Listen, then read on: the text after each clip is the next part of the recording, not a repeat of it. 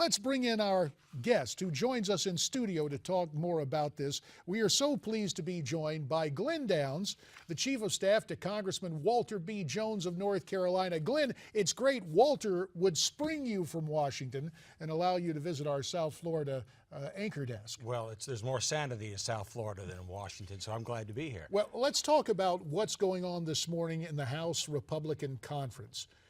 What are the stakes for Speaker Boehner? What is he trying to get done here? Well, you know, the old joke is in Washington, D.C., there are two parties. There's the stupid party and there's the evil party. And every once in a while, they get together and do something bipartisan that's both stupid and evil. So that's what we're facing here during this lame duck session. And so there's a $1 trillion plus spending bill, but this is like the Obamacare bill. He's saying you have to pass it in order to see what's in it. Because it changes seemingly by the nanosecond. The notion we understood, Glenn, was that Speaker Boehner would actually be looking to minority Democrats to get the votes passed to have this so-called cromnibus, this spending bill, go on through next September. He's meeting with a lot of pushback from House Republicans. Is it possible? Does the calculus become too difficult to where Speaker Boehner says, you know, I'll actually listen to members of my party and do a short-term bill through February? It is possible, but I think, first of all, the current negotiations would have to sort of break down at a bigger level than they have right now.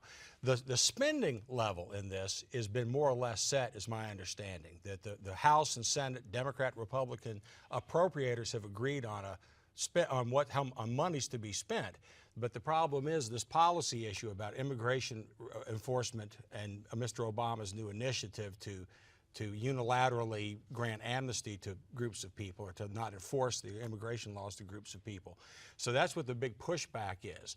So the Republican leadership is trying to round up more Republican votes by sweetening the pot with policy riders dealing with all sorts of non-related things. And of course, the policy riders are instructions.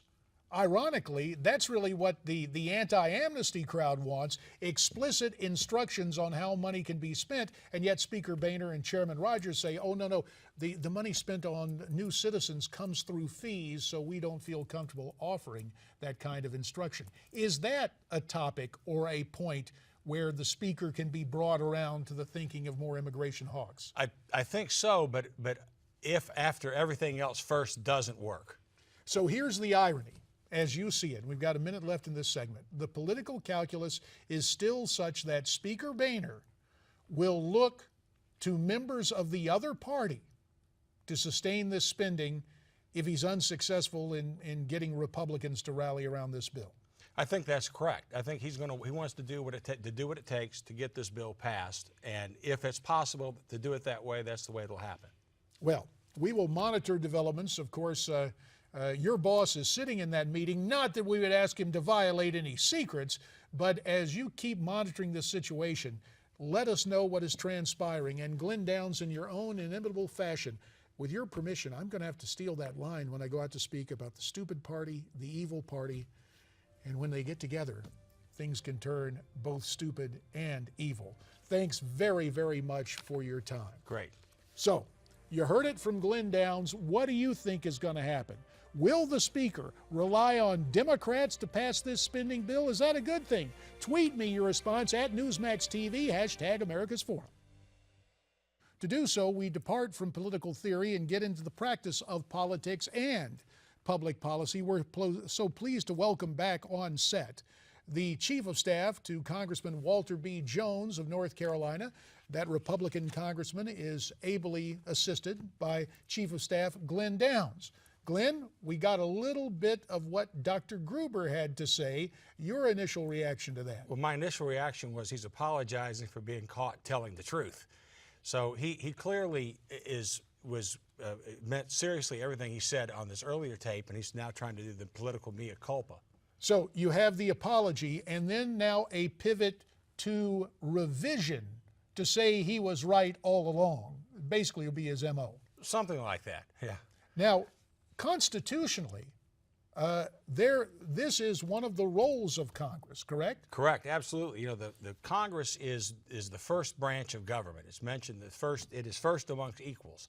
Unfortunately, the practice has been in recent years, Congress has become sort of a distant third amongst equals. But one of the things that Congress is specifically an enumerated responsibility is this sort of oversight, where you're trying to make sure, it says that series of checks and balances to make sure that the fox isn't guarding the hen house. Well, it was interesting to watch the reactions of some of the committee members. For example, we got to look at Jim Jordan, one of now the senior Republicans on the committee. Right. Suffice to say, he was not buying a lot of what Dr. Gruber had to say. But for purposes of full disclosure, there is more than a healthy dose of political theater involved in this as well. No question about it. But if you think back at the way legislation is passed, and the Affordable Care Act or Obamacare is a pretty good example, that unfortunately more and more power is being ceded to the executive branch by the legislative branch. There's big, giant bills with huge swaths of things to be written by the bureaucracies. The devil's in the details, and the details are left to the bureaucracy. So Congress needs to pull that authority back. Bottom line, oversight now more than ever, and Congress reappraising its role as the first branch among equals. Glen Downs, Chief of Staff to Walter Jones, thanks so much. We really appreciate it. Montel Williams is next as America's Forum continues.